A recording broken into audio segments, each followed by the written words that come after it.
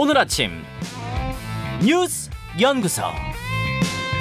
오늘 아침 뉴스의 맥을 짚어드리는 시간 뉴스연구소, 오늘도 두 분의 연구위원과 함께합니다. CBS 김광일 기자, 뉴스톱 김준일 대표, 어서 오십시오. 안녕하세요. 첫 번째 뉴스는 코로나예요. 네, 50만 명 문턱까지. 그러니까 오늘 곧 발표될 신규 확진자, 하루 확진자 수가 지금 50만 명 가까이 나올 수 있다는 얘기입니까? 이제 어제 저녁 9시까지 44만 명이 넘게 나왔거든요. 예. 40만 명 넘은 건 이제 처음이죠. 그렇죠. 자정까지 합하면 50만 명에 근접할 가능성이 있어 보입니다. 이렇게 되면 대한민국 사람 100명 중에 1명이 어제 하루 동안 확진 판정 받았다, 이렇게 볼 수 있을 것 같습니다. 자, 수치상으로 놓으면 정말 그러네요. 100명 중 1명은 어제 걸린 사람이에요. 1%가 어제 하루 동안 걸린 겁니다. 야, 아무리 수요일에 확진자가 많이 나오는 경향이 있다고 해도 이렇게 많이 나온 적은 없었잖아요. 이게 그제부터 전문가용 신속항원 검사라고 이제 병의원에서 한 걸로 양성이 나와도 네. PCR 받은 것처럼 이제 확진으로 인정을 해줬잖아요. 그렇죠. 이게 반영이 됐고, 그동안의 거리두기 완화 정책, 그리고 일명 스텔스 오미크론 변이, 이게 기존 오미크론보다 전파력이 30% 정도 높거든요. 그 비중이 높아진 것도 원인으로 좀 꼽힙니다.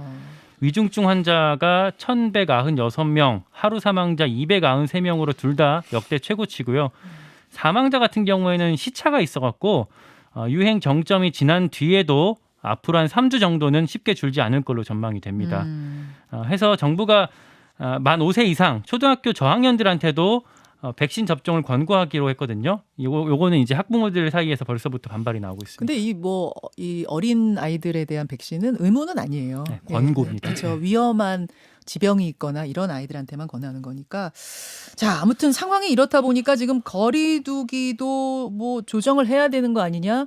이렇게 된 마당에 계속 식당, 카페, 거리두기 유지하는 게 무슨 의미가 있는가? 뭐 이런 얘기들이 나오는 것 같습니다. 일단 정부가 그동안 보내왔던 시그널은 완화입니다. 네. 왜냐하면 지난 4일에 거리두기 조정안 발표를 할 때 다음번에는 거리두기 조치 본격적으로 풀겠다, 이렇게 얘기를 했어요. 지난번에는 이제 시간만 조금 조정하고 예. 6명은 유지했잖아요. 그렇죠. 예. 근데 지금 일단은 오늘 일상회복지원위원회를 열어서 서면으로 열어서 소상공인 뭐 전문가 의견을 청취를 하고, 그런 다음에 금요일이죠, 18일에 이제 중대본 회의 열어가지고 이번 주 일요일까지 지금 적용되는 거거든요. 현재 예, 방역이. 예. 그럼 월요일부터 새로운 거 해야 돼요. 여기서 예. 전면 해제 가능성이 나오고 있어요. 그 시그널들은 지금까지 뭐 기억하시겠지만은, 일단은 고위험군 아니면 집에서 치료하게 하고, 동선 더 이상 추적하지 않고, 방역 패스 지금 중단했고, 그리고 어제는 되게 중요한 게 하나가 있었는데, 병원에서 확진이 되더라도 이제는 중증이 아니라면 격리병상 아닌 일반 병상에서 계속 치료하게 했습니다.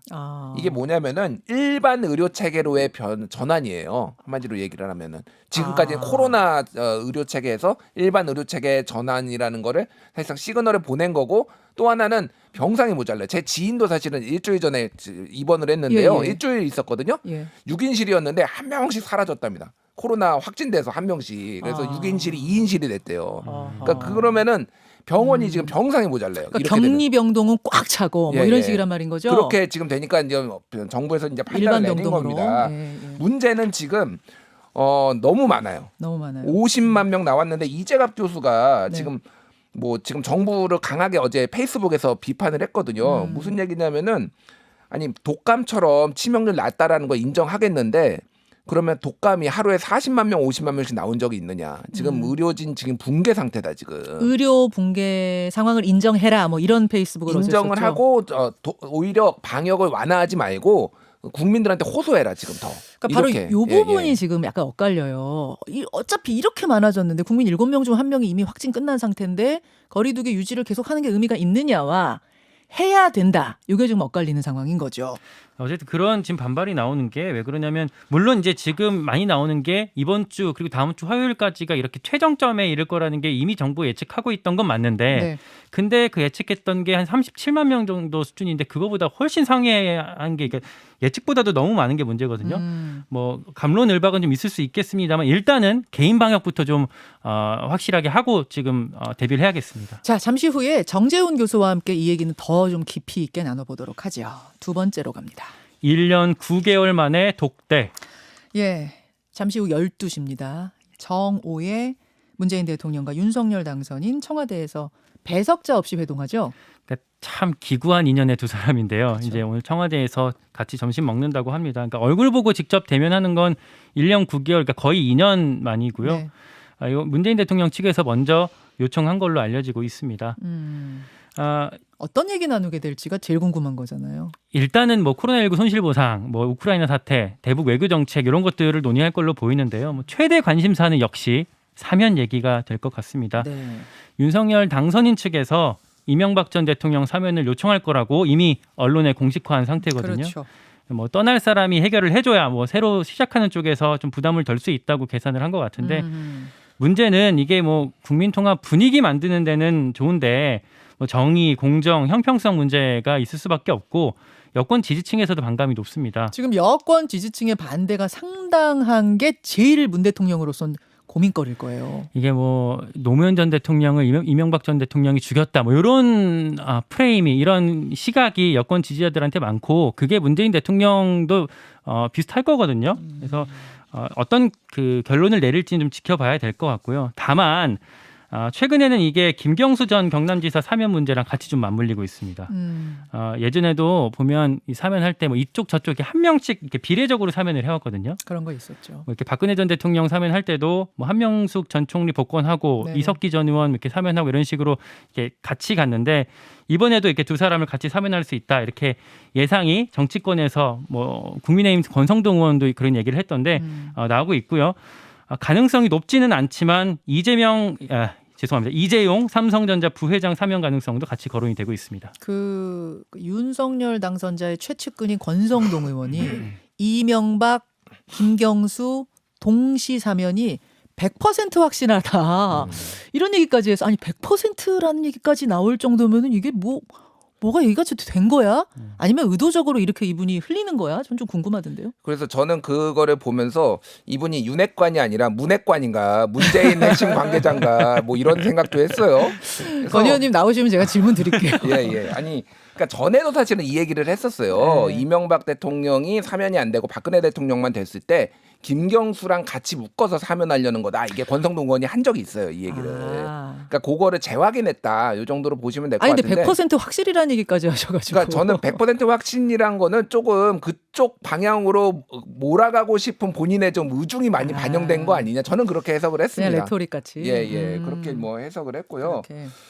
지금 대통령 집무실 얘기가 지금 많이 나오고 있는데 자, 집무실 얘기 좀 해보겠습니다. 사면은 12시에 여러분 뭐 어떤 이야기 나오는지 보시면 되고 대통령 집무실을 청와대에서 광화문으로 이동하겠다. 이게 공약이잖아요. 예. 근데 밤사이에 광화문이 아니라 용산 얘기가 검토되고 있다라고 지금 쓰는 곳도 있고 확정됐다고 쓰는 곳도 있어요. 예. 그렇죠? 확정이라고 몇몇 서울경제 등등 몇몇 언론에서 할 정도로 지금 굉장히 유력한 카드로 부상했다라고 보시면 될 것 같아요. 일단 광화문이 왜 안 되느냐? 광화문이 안 되는 거는 원래도 계속 얘기가 나왔지만은 다시 이제 얘기가 나오는 게 예. 일단은 경호가 너무 어렵다라는 거. 주변에 고층 빌딩이 너무 많아요. 그러면은 그 청사를 다 방탄 유리로 다 바꿔야 된다.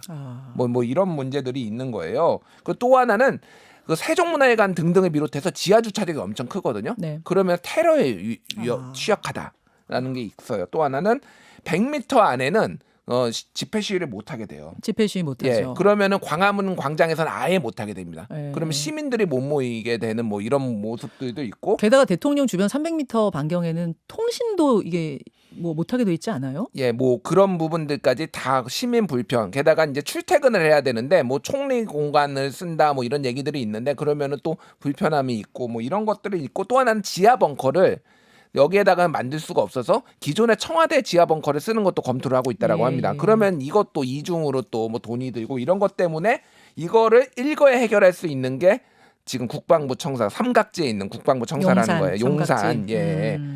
근데 이제 뭐 한마디로 얘기하면 거긴 지하 벙커도 있고 네. 예를 들면은 뭐 방탄유리도 그리고 있고 방탄 뭐 그런가 봐요? 뭐 방탄유리 하면 되고 또 하나는 고층 빌딩이 없어요. 그렇죠. 그 주변에. 근데 문제는 광화문에 나오겠다라는 거는 시민들하고 호흡하고 하겠다라는 거잖아요. 네. 근데 용산으로 들어가면은 사실은 청와대랑 지금 청와대랑 다를 게 없습니다. 뭐 청와대가 구중궁궐이다 뭐 이런 느낌 때문에 나온다라는 건데 용산도 사실상 뭐 완전 공원이거든. 공원이고 뭐 다 주요 시설들 있고 경호하고 있고 그러면 이게 나올 필요가 있느냐 굳이. 그런 지금 의문이 제기가 되는 건데 뭐 이런 차이점이 있긴 있더라고요. 뭐냐면 청와대 안에 여민관에서 대통령이 따로 직무를 하고 있는데 용산 국방부로 오면 한 건물 안에서 참모들과 같이 있을 수 있는 장점은 있지 않겠는가. 이제 그 정도 얘기가 나오는 건데 또 그렇게 얘기가 나오니까 한쪽에서는 그럼 청와대에다가 건물을 하나 새로 지으면 또 되는 거 아니냐. 이렇게 막 얘기가 용산이 되면서 좀 복잡해졌어요. 용산 얘기가 일단 검토가 되고